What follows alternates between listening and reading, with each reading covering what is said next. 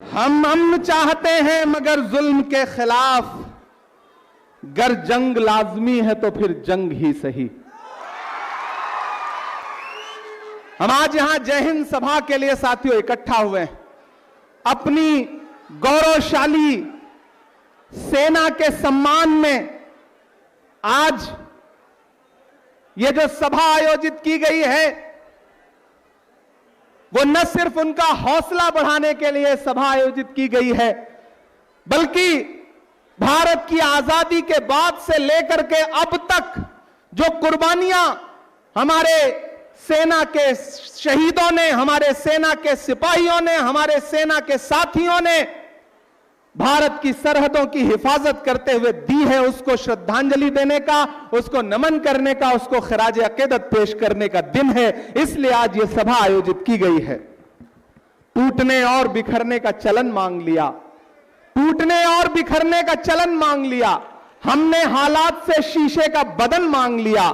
सब खड़े थे तकदीर के दरवाजे पर, लोग दौलत पे गिरे, हमने वतन मांग लिया। पूरी कांग्रेस पार्टी आज यहां पे इकट्ठा है इस जय हिंद सभा में, और बस एक बात कह रही है कि अभी हालिया दिनों में जो पहलगाम में हमारे निर्दोष नागरिक मारे गए, शहीद हुए, उसके बाद हमारी सेना ने जो शौर्य दिखाया, जो हिम्मत दिखाई, उसको सैल्यूट करने का दिन है। और हम सारे लोग पहले दिन से, हमारे नेता राहुल गांधी जी, हमारे राष्ट्रीय अध्यक्ष मल्लिकार्जुन खड़गे जी, सोनिया गांधी जी, प्रियंका गांधी जी, केसी वेणुगोपाल जी, सारे नेताओं ने एक स्वर से भारत की सरकार से कहा कि आप आगे बढ़िए, हमारे निर्दोष नागरिक मारे गए हैं, उनका बदला लीजिए। पूरी कांग्रेस पार्टी सहित पूरा अपोजिशन, पूरा विपक्ष मजबूती के साथ आपके साथ खड़ा है, सरकार के साथ खड़ा है, देश के साथ खड़ा है। लेकिन आज यहां खड़े होकर के ये पीड़ा भी, ये दर्द भी व्यक्त करना चाहता हूं कि एक तरफ तो जिस दिन ये घटना घटी, हमारे नेता राहुल गांधी जी अपना विदेश का दौरा छोड़ करके जब दिल्ली पहुंचे तो सीधे जम्मू कश्मीर पहुंच करके जो पहलगाम के घायल थे उनसे मिलने का काम किया। लेकिन प्रधानमंत्री जी जब विदेश का दौरा छोड़ करके लौटे तो किसी घायल के पास नहीं गए, बल्कि बिहार के मधुबनी में जाकर के उन्होंने जनसभा को संबोधित किया। इधर मीडिया कहती है कि विपक्ष राजनीति ना करे सेना के नाम पर। विपक्ष सेना के नाम पे कभी राजनीति नहीं करना चाहता, ना कभी करेगा। जिस विपक्ष के बड़े नेताओं ने इस मिट्टी के लिए अपनी जान कुर्बान कर दी, इंदिरा गांधी जी ने अपने सीने पे 3 दर्जन गोलियां खाई, जिस विपक्ष के प्रधानमंत्री राजीव गांधी जी ने इस मिट्टी के लिए अपनी जान कुर्बान कर दी, वो विपक्ष कभी सेना के नाम पे राजनीति नहीं कर सकता, न करेगा। लेकिन मैं तो सरकार से पूछना चाहता हूं कि ये जो देश भर में आपके पोस्टर लग रहे हैं सेना के नाम पर, आखिर ये राजनीति नहीं है तो क्या है? प्रधानमंत्री जी, मैं तो आपसे कहना चाहता हूं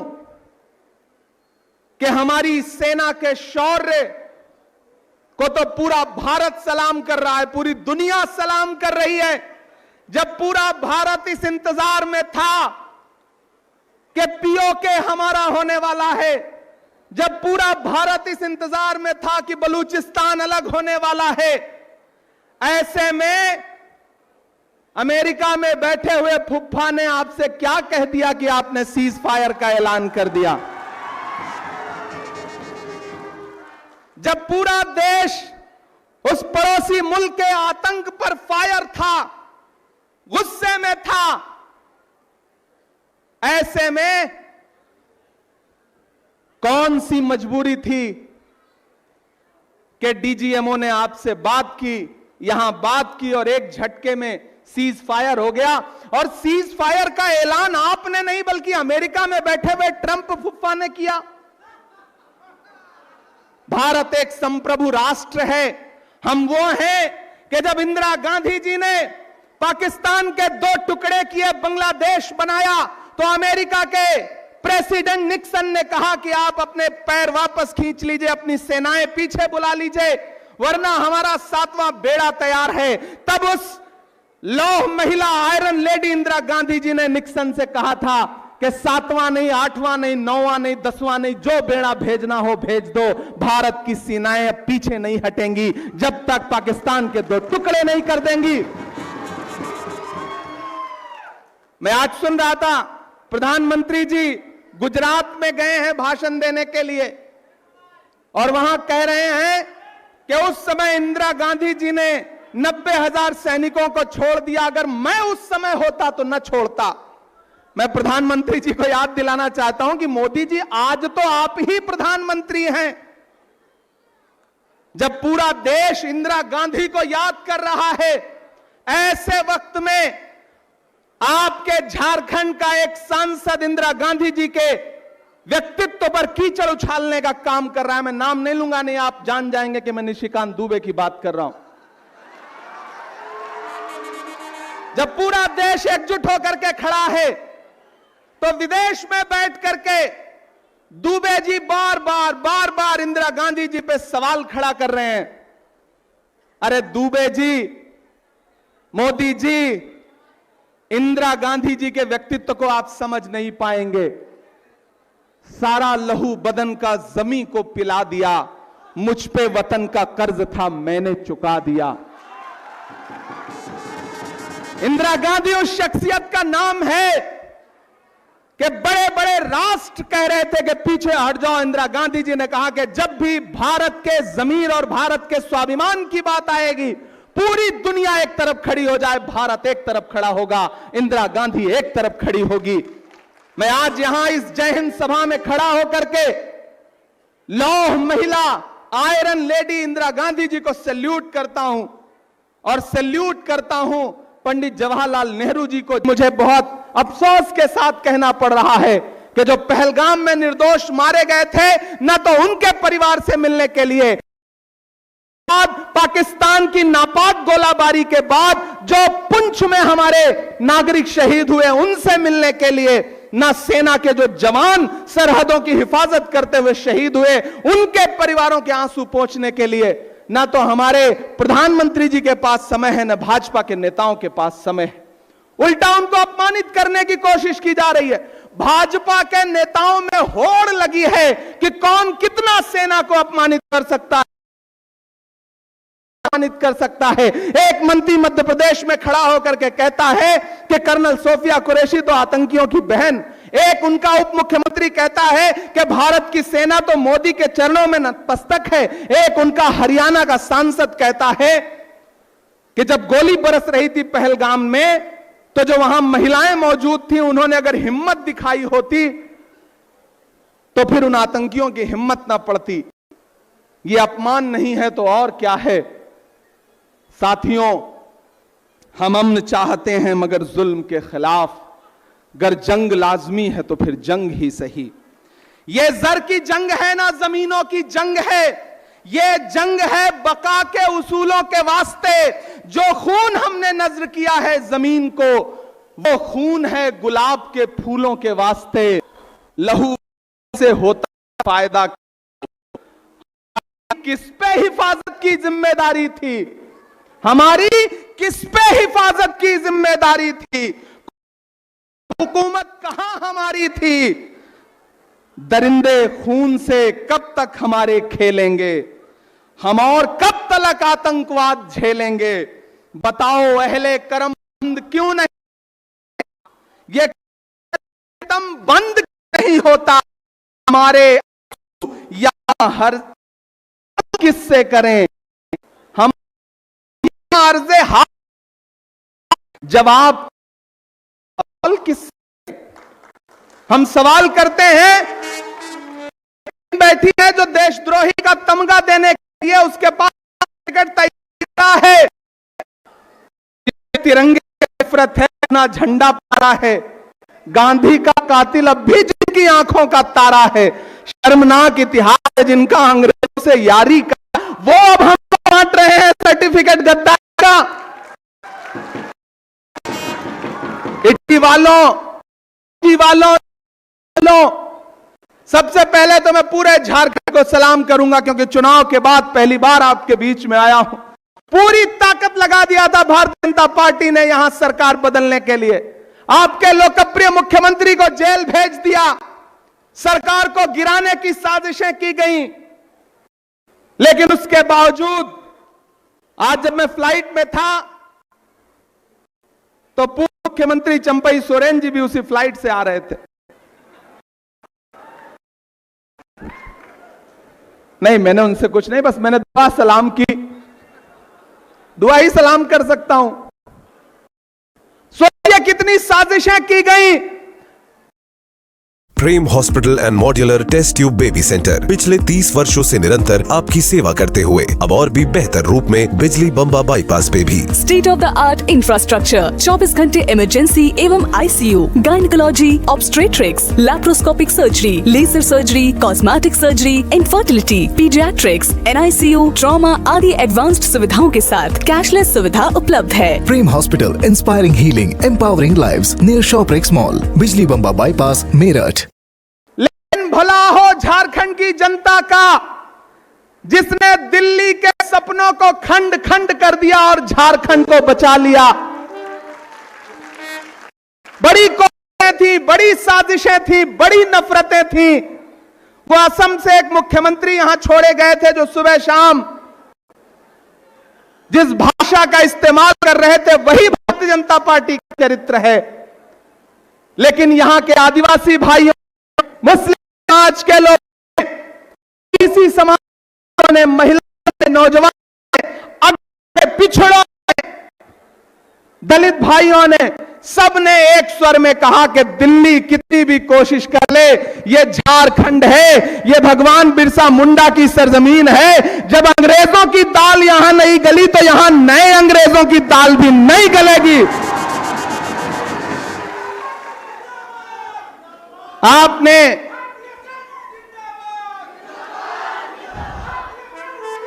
और जोर से लगाइए नारा ना, भारतीय सेना जिंदाबाद,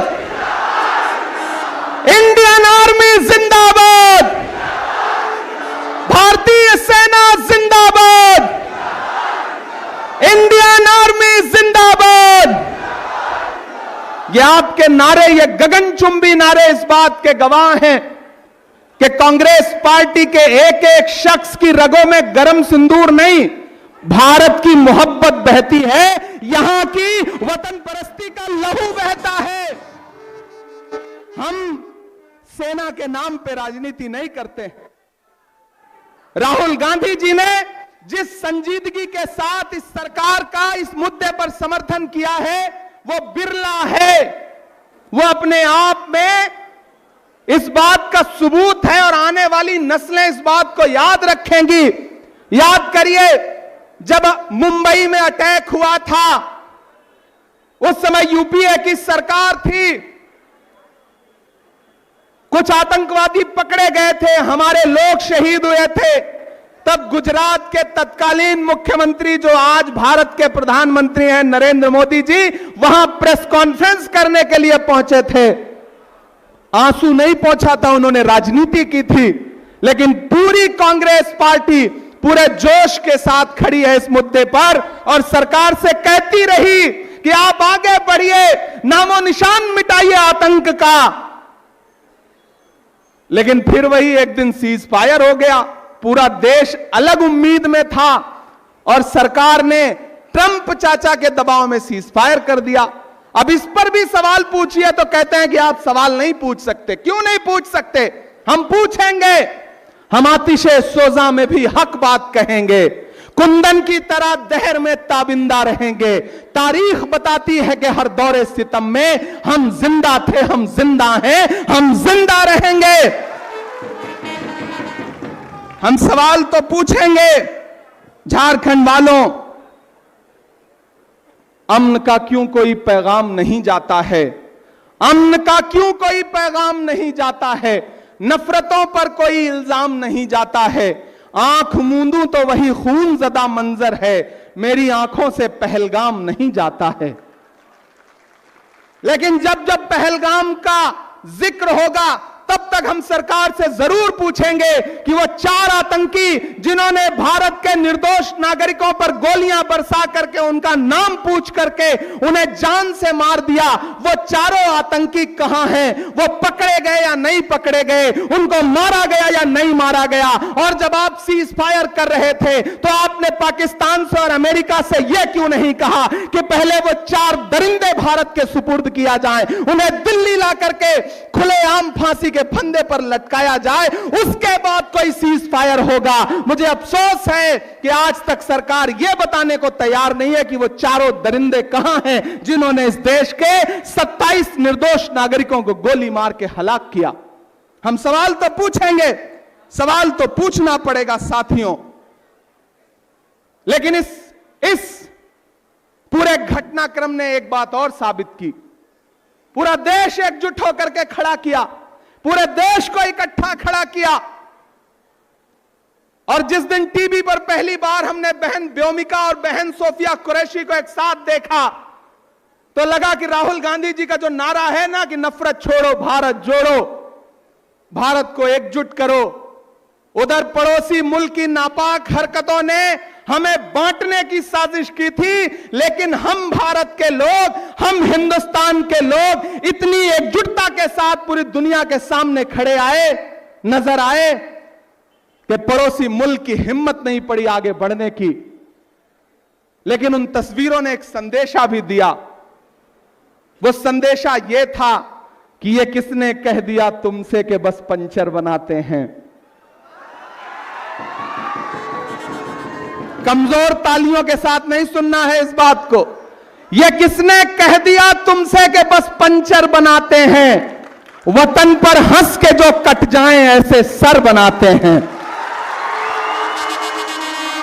जब भी इस मुल्क को लहू की जरूरत पड़ेगी, मैं यहां इटकी के मैदान में खड़ा होकर यह कह रहा हूं, मैंने वक्फ बिल पर बोलते हुए देश की संसद में भी यह बात कही थी कि मंत्री जी जब भी इस देश को लहू की जरूरत पड़ेगी आपसे 2 कदम आगे इमरान खड़ा मिलेगा। और इस बार यह साबित भी हुआ और यह अरसे से साबित होता जा रहा है। हम खून की किस्तें तो कई दे चुके, लेकिन ऐ खाके वतन कर्ज अदा क्यों नहीं होता। मैं तो इस सरकार से कहना चाहता हूं कि ये जो सोशल मीडिया पे नफरतों की बातें करते हैं, ये जो पहचान देख करके, कपड़े देख करके लोगों के साथ बुरा सुलूक करते हैं, भारत के नागरिकों को बांटने की साजिश करते हैं, उन नफरत वाले लोगों पर लगाम लगाइए, क्योंकि हम ऐसे समाज का हिस्सा हैं कि जब ब्रिगेडियर उस्मान को इस देश के लिए खून देने की जरूरत पड़ी तो ब्रिगेडियर उस्मान सबसे आगे खड़े हुए। नौशेरा के शेर ने अपनी जान कुर्बान कर दी, लेकिन भारत की सरहदों पर आंच नहीं आने दी। हम सैल्यूट करते हैं वीर अब्दुल हमीद को कि जब पैटर्न टैंक लेकर के पाकिस्तान सोच रहा था कि वो भारत की सरहदों का नुकसान कर लेगा, तो गाजीपुर का एक लाल आगे बढ़ा, अपनी जीप उठाई, उस पर अपनी गन लेकर के बैठा और उसने कहा कि लोहे के बने हुए पाकिस्तान के ये पैटर्न टैंक अब्दुल हमीद के हौसले से बड़े नहीं है, और एक साथ 6 पैटर्न टैंकों को तोड़ने का काम किया और पाकिस्तान की हिम्मत को तोड़ने का काम किया। जब भी इस देश को लहू की जरूरत पड़ती है, कभी ब्रिगेडियर उस्मान बन करके, कभी अब्दुल हमीद बन करके, तो कभी कर्नल सोफिया बन करके, कभी व्योमिका सिंह बन करके, कभी कैप्टन मनोज पांडे बन करके, इस देश के सर्व समाज के लोग भारत की सरहदों की हिफाजत के लिए खड़े मिलेंगे। इसलिए सरकार में बैठे हुए लोगों, आपसे गुजारिश है कि ऑपरेशन सिंदूर की क्रेडिट भारत की सेना को जाती है, प्रधानमंत्री जी के पोस्टरों को नहीं जाती है, भाजपा को नहीं जाती है। इसलिए यह पोस्टर लगाना बंद करिए। विपक्ष आपको सेना के नाम पे वोट नहीं मांगने देगा। विपक्ष खड़ा होकर के सवाल पूछेगा। विपक्ष सवाल पूछेगा कि वो चारों दरिंदे कब वापस आएंगे, कब उनको ला करके खुलेआम फांसी के फंदे पर लटकाया जाएगा। विपक्ष सवाल पूछेगा कि भारत जो एक संप्रभु राष्ट्र है, ऐसी कौन सी मजबूरी थी कि सीज फायर की सूचना ट्रंप ने दुनिया को दी। विपक्ष सवाल पूछेगा। विपक्ष सवाल पूछेगा कि जब रात के 8 बजे प्रधानमंत्री जी देश को संबोधित करने जा रहे थे तो उससे आधे घंटे पहले ट्रंप ने दुनिया को संबोधित करके बताया कि हमने व्यापार के दबाव में सीज फायर करवाया। मेरे भाइयों, सवाल तो इन सारी चीजों पर बनता ही है और हम सवाल पूछेंगे ही। आखिर में आपने पिछले कई घंटे से बहुत भाषण सुने। हाँ, मैं बिल्कुल अभी कहां जा रहा हूं, मैं इतनी जल्दी जाऊंगा थोड़ी बिना शायरी सुनाए के। हमें भी पता है कि आपको, मैं जब आया था तो मैंने कहा था कि आप बहन शिल्पी को जिता करके असेंबली पहुंचाइए, मैं फिर से आपका शुक्रिया अदा करने के लिए आऊंगा। मैंने कहा था आपसे ना। और पूरे झारखंड में सबसे पहले मैं कहीं आया तो इटकी के लोगों से मिलने के लिए आया। ये इटकी के लोगों से मोहब्बत है, मांडर के लोगों से मोहब्बत है।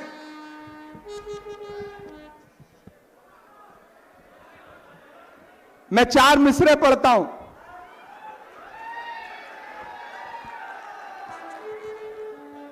कि मेरा मस्कन मेरी जन्नत को सलामत रखना। हम दुआ कर रहे हैं यहां झारखंड में खड़े होकर के, इटकी में खड़े होकर के, आप सारे लोगों के समर्थन के साथ। मुझे खुशी है बंधु भाई, आपका तो नाम ही बंधु है। बंधु का मतलब ही भाई, और हमारे आपके बीच में जो बंधुओं वाला नाता है। और एक बात का बधाई तो आपको बनता है बंधु भाई कि आपने अपनी बिटिया की परवरिश इतनी शानदार की है और उसको सोशल जस्टिस और राजनीति की ऐसी शानदार समझ आपने दी है कि ये बेटी पूरी दुनिया में आपका नाम रोशन करेगी। ये आपको मुबारकबाद दे रहा हूं कि मेरा मस्कन मेरी जन्नत को सलामत रखना। अगली लाइन पे यहां से वहां तक आपकी दुआएं जाएं दिल्ली तक। मेरा मस्कन मेरी जन्नत को सलामत रखना। मेरे मौला मेरे भारत को सलामत रखना।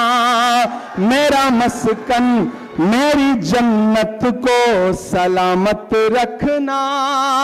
मेरे मौला मेरे भारत को सलामत रखना। कि सोचता हूं तो मेरी आंख छलक जाती है।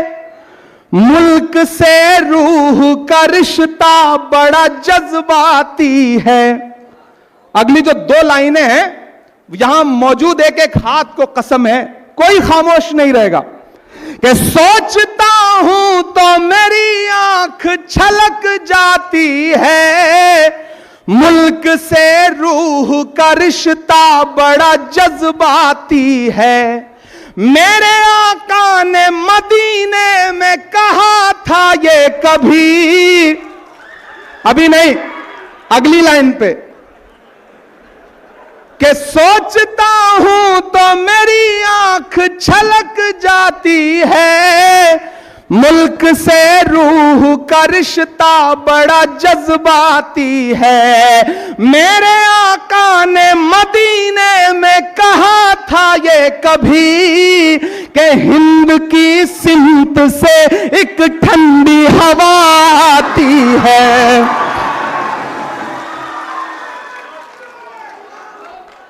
ऐसी रूहानी मोहब्बत को सलामत रखना। मेरे मौला मेरे भारत को सलामत रखना। मेरा मस्कन मेरी जन्नत को सलामत रखना। वो चाहते हैं कि हिंदुस्तान छोड़ दें हम। बताओ, भूत के डर से मकान छोड़ दें हम? मैं आखिरी बंद पढ़ता हूं इस नज्म का। मेरे मौला मेरे भारत को सलामत रखना। और तमाम नफरत वाली ताकतों के नाम, जिन्हें कर्नल सोफिया कुरैशी का बलिदान और कर्नल सोफिया कुरैशी की मुल्क लिए वतन परस्ती भी जिन्हें चुभती हो, जिन्हें हर दिन किसी इमरान से, किसी अनवर से, किसी मंजूर से सवाल पूछना हो, जिन्हें हर दिन कपड़े देख करके वतन परस्ती नापनी हो, मैं उन तमाम लोगों के नाम यहां खड़ा होकर के इस जय हिंद सभा में यह शेर पढ़ता हूं कि तूने नफरत का जो बाजार सजाया हुआ है, तू ये कहता है मुसलमान पराया हुआ है, आजा दिल चीर के दिखलाऊं वतन का नक्शा। आप तैयार रहना, आजा दिल चीर के दिखलाऊं वतन का नक्शा, मेरा भारत मेरी सांसों में समाया हुआ है।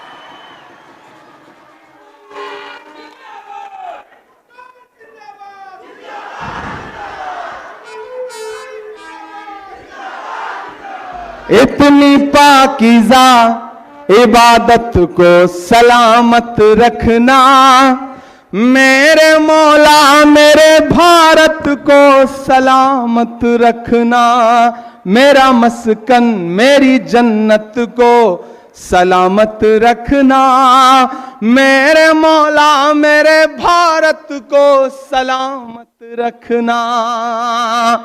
झारखंड वालों, मैं अपने नेता राहुल गांधी जी की तरफ से, मल्लिकार्जुन खड़गे जी की तरफ से, आपके प्रभारी केराजू जी की तरफ से, केशव महतो कमलेश जी की तरफ से, राजेश ठाकुर जी की तरफ से, शहजादा अनवर साहब की तरफ से, मंजूर अंसारी की तरफ से, जीनल जी की तरफ से, आपके चहेते बंधु तिर्की जी की तरफ से, श्रीवल्ला जी की तरफ से और अपनी बहन शिल्पी बंधु तिर्की के तरफ से पूरे झारखंड ही नहीं बल्कि पूरे भारत को यह पैगाम देना चाहता हूं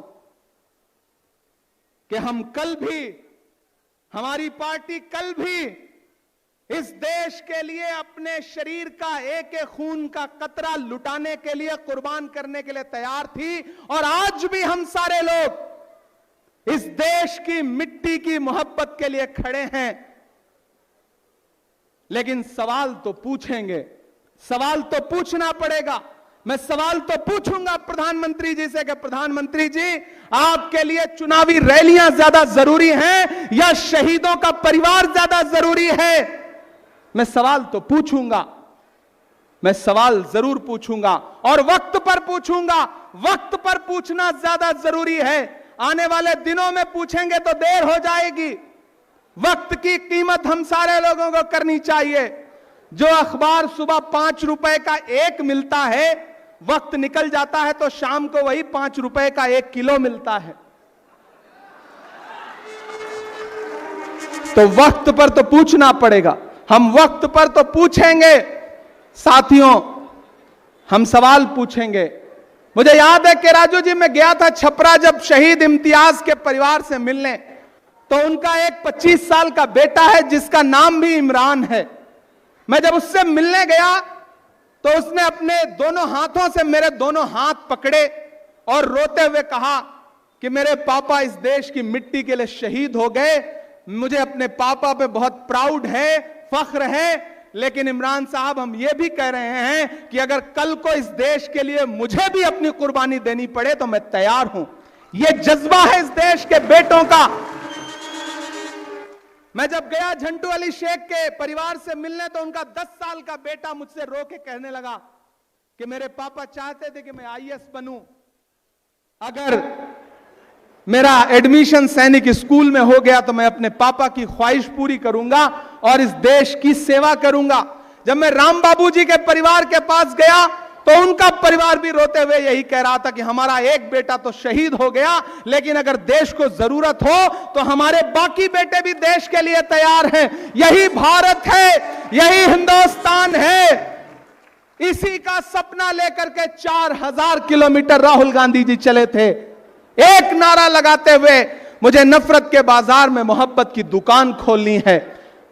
झारखंड वालों, राहुल गांधी जी का जो संदेश था, उस संदेश से भाजपा घबराती है, उस मोहब्बत के संदेशे से नफरत करती है। इसीलिए आपके सूबे में भी, झारखंड में भी वक्त वक्त पर भारतीय जनता पार्टी की नफरतें दिखाई पड़ती हैं। लेकिन अब सरकार इंडिया गठबंधन की है, सामाजिक न्याय को समझने वाले लोगों की है। यहां से खबरें आती हैं, मुझे खबर आई कि जामताड़ा में एक बेटे को पुलिस स्टेशन में पीटा गया और उसकी मौत हो गई। मैंने उस परिवार से बात की है, मुझे पता चला कि यहां मॉब लिंचिंग की घटनाएं हो रही हैं, जबकि मॉब लिंचिंग के खिलाफ जब मैं पिछली बार सरकार में आया था तो मैं मुख्यमंत्री जी से राजेश ठाकुर जी के साथ मिला था और मुख्यमंत्री जी ने कहा था कि हमने बिल गवर्नर के पास भेजा है, वो बिल अप्रूव हो जाएगा, उसके बाद किसी भीड़ की हिम्मत नहीं होगी कि वो किसी की जान ले सके। लेकिन भाजपा के गवर्नर साहब वो बिल पारित नहीं कर रहे हैं, बल्कि उसे ठंडे बस्ते में डाल दिया है। मेरी केराजू जी से बात हुई है, मैं अपने प्रदेश अध्यक्ष जी से भी अनुरोध करूंगा, बंधु जी से भी अनुरोध करूंगा, शहजादा अनवर से भी, मंजूर भाई से भी, जीनल जी से भी, राजेश भाई जी से भी, सुरेश बैठा जी से भी, शिल्पी जी से भी, कि हम सबको एक बार फिर से एक प्रतिनिधि मंडल के साथ मुख्यमंत्री जी से मिलना चाहिए और यह कहना चाहिए कि अब यहां इंडिया गठबंधन की सरकार है, यहां किसी निर्दोष की मॉब लिंचिंग नहीं होने देंगे। उसके लिए जो लड़ाई हमें लड़नी पड़ेगी वो लड़ाई हम लड़ेंगे। यहां किसी को पुलिस थाने में ले जाकर के टॉर्चर चैंबर बना करके उसे जान से मारने की इजाजत नहीं दी जा सकती, वरना हमारी सरकारों में और बाकी सरकारों में क्या फर्क रह जाएगा। हमें इस बात की लड़ाई लड़नी पड़ेगी और हम इस लड़ाई को लड़ेंगे। कांग्रेस पार्टी सामाजिक न्याय के मुद्दे पर इस झारखंड की आवाम के साथ खड़ी है। राहुल गांधी का जो वादा है वो राहुल गांधी का वादा है, उस वादे को निभाने के लिए हम लोग लड़ाई लड़ेंगे। राहुल गांधी जी ने देश की संसद में कहा था कि सरकार भले मोदी जी की है लेकिन सिस्टम हमारा है, हम जातिगत जनगणना करवा के रहेंगे। और आपको याद है कि नरेंद्र मोदी जी को जातिगत जनगणना का ऐलान करना पड़ा, यह राहुल गांधी जी की हिम्मत है, यह राहुल गांधी जी की राजनीति है कि सरकार को उसके सामने झुकना पड़ा और आगे भी झुकना पड़ेगा। तो साथियों, एक बार फिर से जय हिंद सभा में भारतीय सेना के सम्मान में आए हुए झारखंड के हजारों लोगों को जो दोपहर 1 बजे से पिछले 5.5 घंटे से यहां मौजूद हैं, मैं उन सब का शुक्रिया अदा करता हूं। और बंधु तिर्की जी को, शिल्पी जी को, मंजूर जी को, जीनल जी को, अल्पसंख्यक विभाग के साथियों को, सबको एक शानदार जय हिंद सभा की मुबारकबाद देता हूं, बधाई देता हूं। और आप सबसे यह कहता हूं कि फिर से सामाजिक न्याय की लड़ाई के लिए तैयार रहिए। इस लड़ाई को कांग्रेस को फ्रंट फुट पे रह के लड़ना पड़ेगा और हम लड़ेंगे, पूरे देश में लड़ेंगे, झारखंड में भी इस लड़ाई को लड़ने का काम करेंगे। आखिर में मुझे खुशी है कि आदरणीय प्रभारी जी केराजू जी यहां पर सरना कोड लागू करने के लिए लगातार दबाव बना रहे हैं, लगातार प्रोटेस्ट कर रहे हैं, राजभवन का घेराव कर रहे हैं। तो झारखंड वासियों, आप निश्चिंत रहिए, यहां पर झारखंड में आदिवासी समाज के लोगों के लिए सरना कोड भी लागू होगा और मॉब लिंचिंग का बिल भी पास होगा। इसे ना तो गवर्नर साहब रोक पाएंगे, ना प्रधानमंत्री जी रोक पाएंगे, क्योंकि झारखंड की इंडिया गठबंधन की सरकार इस बात के लिए संकल्पित है कि जो हमारे लोग हैं हम उनकी हिफाजत के लिए, उनकी सुरक्षा के लिए, सामाजिक न्याय के प्रहरियों के लिए हम हर लड़ाई को मजबूती के साथ लड़ेंगे, ये आपको यकीन दिला रहे हैं। और आखिर में आप सबका शुक्रिया अदा करते हुए ये कह के जा रहे हैं कि शिल्पी आपकी बेटी है, आपकी बहन है, बंधु आपके भाई हैं, कमलेश जी हमारे कांग्रेस के प्रदेश अध्यक्ष हैं, केराजू जी आपके प्रभारी हैं, भाई राजेश ठाकुर जी, भाई शहजादा अनवर जी, ये सारे लोग आपके अपने हैं और साथ में मैं भी आपका अपना हूं। यहां इन मुद्दों पे लड़ाई लड़िए। आने वाले पार्लियामेंट के सेशन में मैं झारखंड के मुद्दों को लेकर के देश की पार्लियामेंट में पुरजोर तरीके से आवाज उठाऊंगा, ये आपको भरोसा दिलाता हूं। कहां आंसुओं की ये सौगात होगी, नए लोग होंगे, नई बात होगी, मैं हर हाल में मुस्कुराता रहूंगा। तुम्हारी मोहब्बत अगर साथ होगी, चिरागों को आंखों में महफूज रखना, बड़ी दूर तक रात ही रात होगी। मुसाफिर हैं हम भी, मुसाफिर हो तुम भी, किसी मोड़ पर फिर मुलाकात होगी। मेरे साथ नारा लगाइए, अरे मेरा भारत जिंदाबाद, अरे मेरा भारत जिंदाबाद, अरे प्यारा भारत जिंदाबाद, अरे इंडियन आर्मी जिंदाबाद, अरे भारतीय सेना जिंदाबाद। बहुत शुक्रिया।